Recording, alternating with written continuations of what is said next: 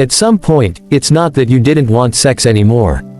You just stopped wanting it with someone who didn't see you. No one really talks about this part of marriage. The part where desire doesn't disappear suddenly.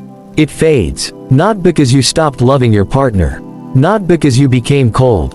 Not because something is wrong with you. But because, over time, you stopped feeling emotionally seen. It starts small. You share something that matters to you, and it's brushed past. You talk about your day, and it feels unheard.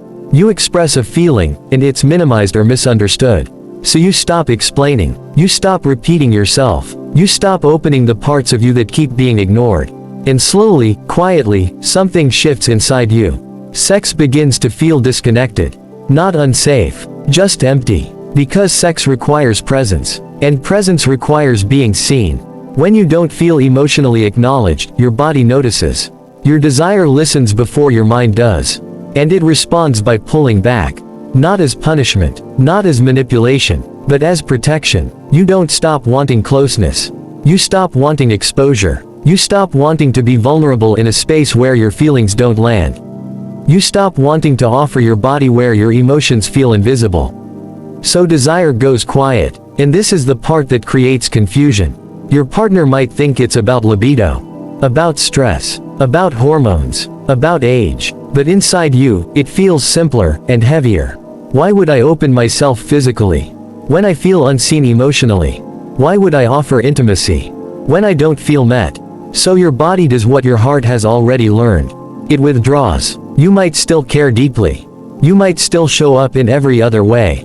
But sex starts to feel like one more place where you're asked to give without being received. And that creates resistance. Not anger. Not drama. Just quiet disinterest. You may even feel guilty for it. Wondering if you're failing your partner. Wondering if you're broken. Wondering why something that used to feel natural now feels distant. But nothing is wrong with you. Your desire didn't vanish. It responded. It responded to emotional absence. To repeated moments of not being noticed. To the slow realization that your inner world isn't being held. And over time, your body decided. It didn't want to keep reaching alone. This doesn't mean the marriage is over. It doesn't mean love is gone. It means connection is strained.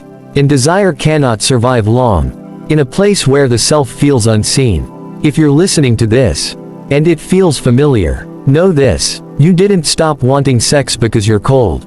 You stopped wanting it because you needed safety. You needed presence. You needed to feel like you mattered, not just your availability. And maybe right now, you're not looking for solutions. You're not ready for conversations. You're not trying to fix anything. Maybe you just needed language for what your body has been saying quietly. That intimacy begins before touch. That desire begins before the bedroom. And that feeling seen is not optional for closeness. It's foundational. If this resonates with you, be gentle with yourself. Your body was responding honestly. And honesty, even when quiet, deserves compassion.